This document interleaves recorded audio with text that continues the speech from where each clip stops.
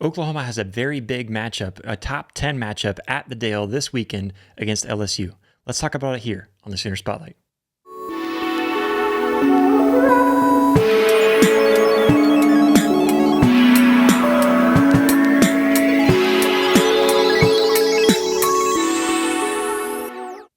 Sooner Nation, welcome into another episode of Sooner Spotlight, your all-access pass for all things Oklahoma Sooners athletics. Very excited to get into this one as we talk about Oklahoma baseball. Make sure to hit that like button, hit that subscribe button. You can follow me on X, formerly known as Twitter, at RealJoshMahler, and follow the show over on Instagram at Sooner Spotlight. Sooner Spotlight is a member of the OU Insider content lineup, so make sure to go over to OUinsider.com today and get signed up with the greatest OU sports community out there. OU Insider keeps you up to date on all Oklahoma sports, as well as giving fans a place for their voices to be heard, allowing you to let your voice be heard. So go over to OUinsider.com today. Get signed up for as little as $9.95 a month. That's right, you can get it for less than a coffee a day, especially if you're going to some of these bigger name coffee places. I know it's less than that. So go get signed up at OUinsider.com today. And again, it's more than just reading and us telling you about what's going on. You can comment, you can be a part of the conversation. So go get signed up at OUinsider.com today to become a member and stop missing out on all the scoop. Again, hit that like button, hit that subscribe button. Go over to over to Soonerspotlight.com and check out everything that we've got going on over there. And if you'd like to, you can leave a voicemail. That's a new feature that I'm going to be promoting to you guys as Sooner fans and as viewers, listeners of this podcast. You can go over and leave a voicemail. That's that little microphone down in the bottom right-hand side of the screen, I believe it is. So go to Soonerspotlight.com, check that out, leave a voicemail, and you could be featured here on Sooner Spotlight. I'm going to try to check that out as often as I can. But let's go ahead and jump into it and talk about this big-time matchup for the Oklahoma Sooners. We're diving into a massive weekend with the Oklahoma Sooners. Number 10 Oklahoma Sooners host the number 5 LSU Tigers for a 3-game series at L. Dale Mitchell Park starting tonight, April 3rd. And it's going to be an incredible top 10 showdown with huge implications. LSU, they roll in with a 27-3 record, riding a 5-game winning streak, while Oklahoma sits at 23-5, two teams that are just looking very good this season. And, Oklahoma is looking to rebound after dropping a series to Alabama last weekend. It's going to be very big for them to be able to bounce back from that one and to show that they are a top dog, that they still should be in the top 10, that they should be regarded as one of the top teams in the nation. It's LSU's first trip to Norman as an SEC foe since Oklahoma joined the conference. Very exciting for them to be able to come and check out the Dale. I know it's nothing too special, but to us as Oklahoma fans, it is, okay? So we're just going to keep it that way. And the Sooners are tough at home with a 15-1 record this season so far. And so it's going to be tough for LSU to come in here and just be able to walk Oklahoma. But they are looking to take this series with a hot start to their season and riding a very hot streak right now. Oklahoma's 23-5 start has them ranked at number 10 nationally with an RPI in the top 10 and a strength of schedule that's been tested early in SEC play. For those of you who don't understand what RPI is, it's a mixture of three things to put you in this ranking system. And it starts off with the team's winning percentage, so Oklahoma's winning percentage, and then also their opponent's winning percentage, so the combined winning percentage, kind of a strength of schedule, if you will, and then also the opponent's winning percentage, so the strength of the schedules of the teams that they've faced, so your opponents, who they faced. So Oklahoma ranks top 10 in that RPI, which is incredible, making the Sooners look very good so far this season with that on their resume. And you look at the Sooners right now, again, they're coming off of a midweek win over Texas Tech, a bounce back after going 1-2 in the series last weekend against number 12 Alabama. And after that series win, Alabama is now ranked number 8 in the nation. Offensively, Oklahoma's pretty balanced. They're nothing overpowering. They're not going to be able to just sit there and hit home run after home run. And I know that's frustrating for Oklahoma fans, but they are balanced and they're smart and they know how to come out and get runs when they need to, and they're capable of it. But again, they're very balanced. That's how I would describe this team, because they know how to get on base, but specifically they're very good, and they where they shine is their speed, their base running. First, going back and talking about their players, they're batting. They've got a few players that are hitting above 300, led by Trey Gamble, batting a 377. Easton Carmichael and Kyle Branch tied for the team lead with 35 hits this season. Both of them looking very good, and Easton Carmichael being a clutch guy, and we'll talk about him in just a moment. But where Oklahoma shines is that speed, that base running, being able to get and steal bases. They lead the SEC in triples and stolen bases this season. That's incredible. That shows you that they can hit it. They can hit it hard. They can hit it far. They're just not quite hitting it, bombing them out of the park nonstop like we've seen in the past. And I know that's what we want to see as Oklahoma fans, and they're not that far from being able to do that. Hopefully that improves as the season goes on. But overall, Oklahoma doesn't strike out very much. They rank among the top 3 in the conference for the fewest whiffs, so that's a very good thing for Oklahoma to tout, knowing that they don't strike, they don't swing at things that they shouldn't be swinging at. They're patient, they get on base, and they're very good at base running. Pitching-wise, they've got a star in Kyson Witherspoon, who was named the midseason Golden Spikes watch list this past week. So congratulations to Kyson Witherspoon for that honor. Just being able to be on that watch list is huge, and that's a huge honor. So congratulations to Kyson. But depth is going to be key throughout this entire series, obviously, and throughout this entire season as well. But in this series specifically against LSU's very potent lineup, because LSU, they are a juggernaut in the world of baseball. We know who LSU is. We know that they're very good. They are a baseball school. I think football and baseball being their top 2 sports. And right now, LSU is touting a 27-3 record, and they're leading the SEC with a 338 batting average, a team batting average, with 324 hits and 71 doubles. Those gap shots are a hallmark of their attack overall, and knowing what they're capable of, knowing that they're able to hit one out into the gap and being able to get out there and get on base. This is an outstanding team for doing just that for hits. The Tigers have won 5 straight since dropping 2 against Texas, including a sweep against Mississippi State last weekend, and having just beaten Louisiana Tech earlier on this week on Tuesday, 12-3. So this is a team that is very much capable of putting up big scores and winning big-time games.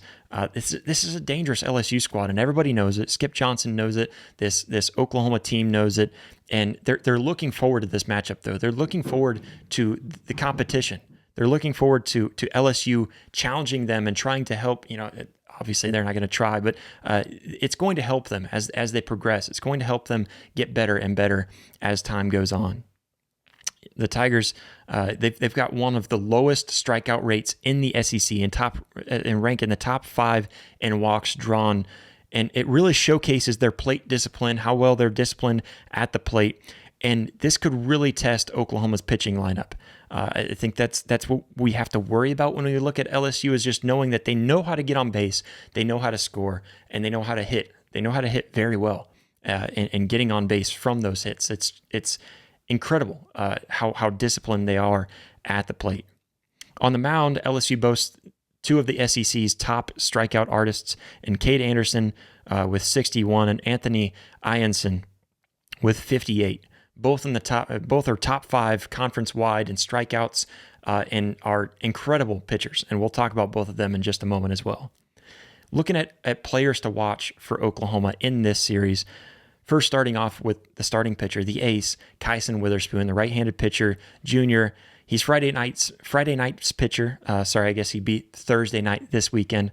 But he's a legit MLB prospect. He's a guy that's got all the scouts looking at him, knowing that he's got the intangibles, and he's an incredible pitcher. He's 5-1 with a 2.31 ERA, third best in the SEC, and that did go up a little bit after kind of a rough outing against Alabama in Game 1 there. But overall, an outstanding pitcher with 64 strikeouts in just 39 innings, and he's got that fastball which is very dangerous in the upper 90s. But the one that really gets people is his filthy slider. That's the one that really seems to be getting a lot of pitchers swinging. And if he can get those pitches going, if he can find the zone, if he can focus in on that zone, as long as it doesn't change too much, I'm not going to comment too much on that. But I know he's coming off that rough start against Alabama, but I think as long as he can tame LSU's bats, Oklahoma can look pretty good, especially in Game 1. Game 1's going to be crucial. It always is, but especially against big-time opponents like LSU, that would be very hard to win 2 in a row against. So if you can win Game 1, you're looking pretty good for this series. That's what we're looking forward to with Oklahoma going into this series. Going on, we've got Trey Gamble, the outfielder, the man who's been at the plate and doing good things at the plate, hitting a 377, and who's been a spark at the top of this lineup. I expect him to set the tone. I expect to see him setting the tone and helping getting momentum for these Oklahoma batters as they step up to the plate. And of course, Easton Carmichael, an all Big 12 first teamer last season. He's a leader behind the plate. And tied for the team lead with 35 hits, as we mentioned a moment ago. And his batting and defensive IQ is very crucial in this matchup because he is very smart when it comes to play, and to gameplay whenever he's on offense or defense. He's been the guy that has that clutch gene, that's closing out and finding a way that if there's a guy on base, he's going to get him to the next base. He's going to get him home. He's been almost automatic when it comes to that. So Easton Carmichael, definitely a guy to watch out for. And I'll also mention another pitcher, Kyson's twin, as he's known as, Malachi Witherspoon, the right-handed pitcher junior. He's going to be the starter in Saturday's matchup this week, as it's going to be Thursday, Friday, Saturday. Have to keep on reminding myself and remind you guys. But will he be able to get the Sooners off to a quick start in that Game 3? That's what I'm curious about, because he did a very good job against Alabama. It was not his fault at all. I think he had a very good game overall. He's been constantly showing us progression, and I'm excited to see how much he keeps on progressing, and I'm excited to see how he performs against a very good batting lineup from LSU. I think Malachi, I'm going to probably do that more times than I would ever admit, but Malachi, I think he's capable of doing special things. So I'm very curious to see if he can get LSU off to a scoreless start, even if he can keep them within a manageable score. I'll say maybe three runs earned. I feel like that's still a start that you can work with if you're Oklahoma, with a deep pitching staff that I think is capable of a lot of big things with Catalano and with Dylan Crooks closing out games. And Cade Crossland, seeing what he can do. We've got guys that can pitch.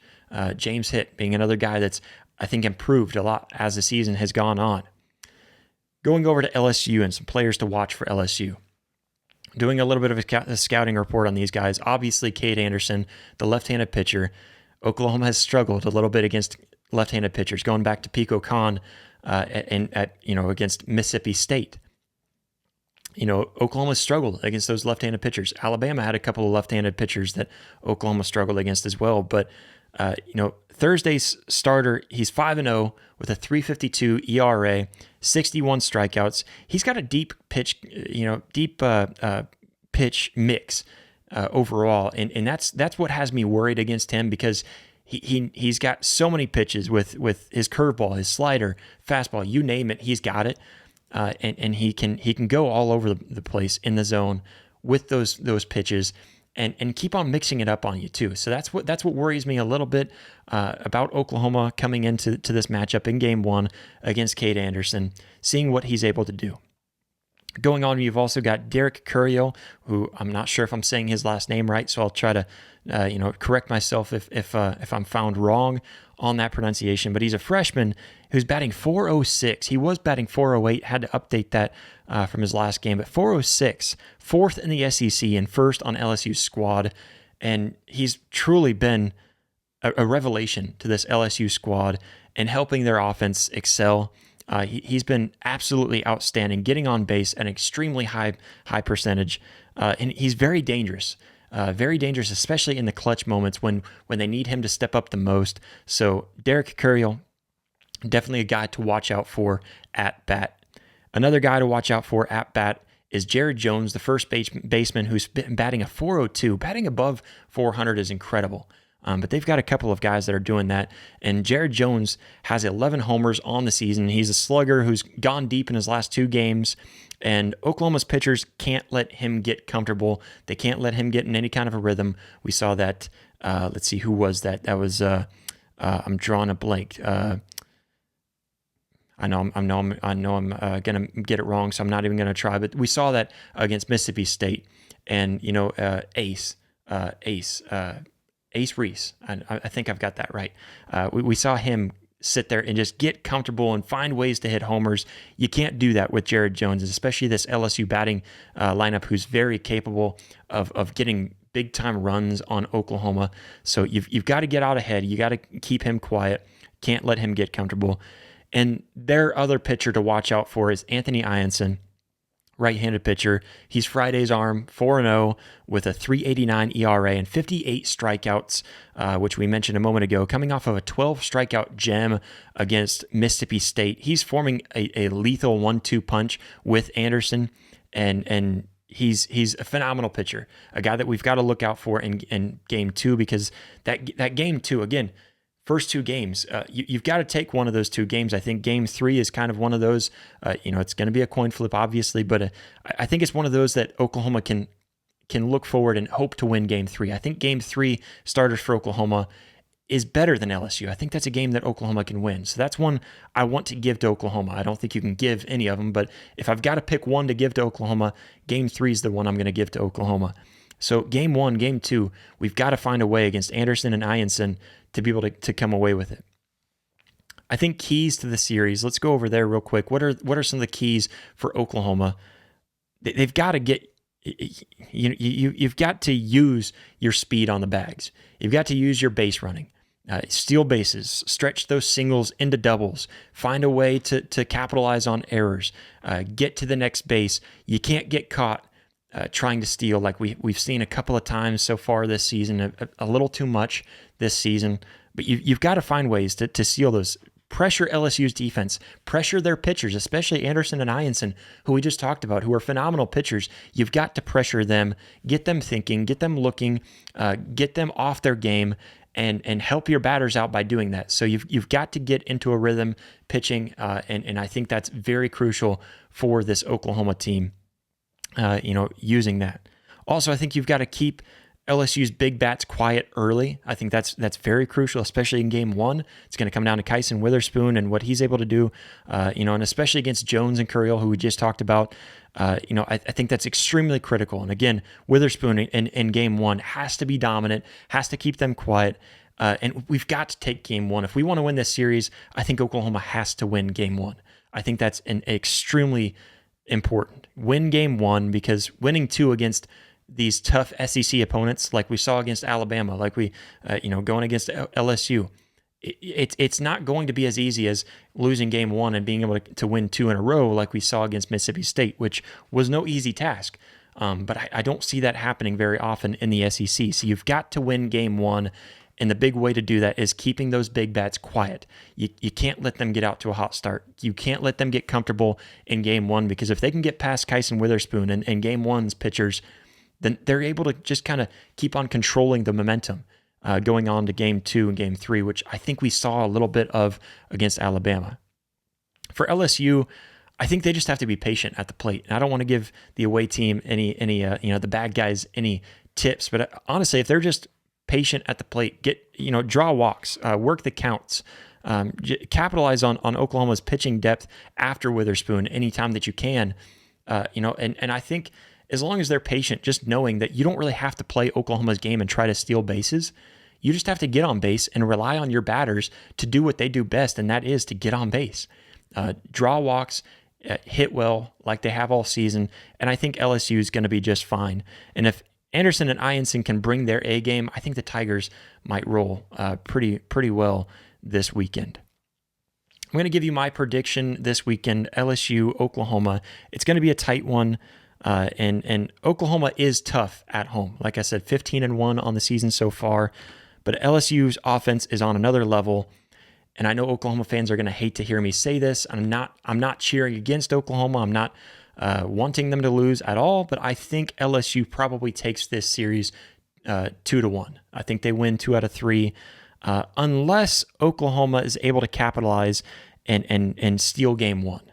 I think if Oklahoma's pitching depth, with Witherspoon, if they're able to capitalize and win game 1 behind Kyson Witherspoon, then I think that Oklahoma has a chance to win this series. I think they have a very good chance to win this series if they can capitalize on game 1. Because again, it's hard to win 2 in a row against a team like LSU, but at the same thing, for LSU, it's very hard to win 2 in a row against an Oklahoma team at home.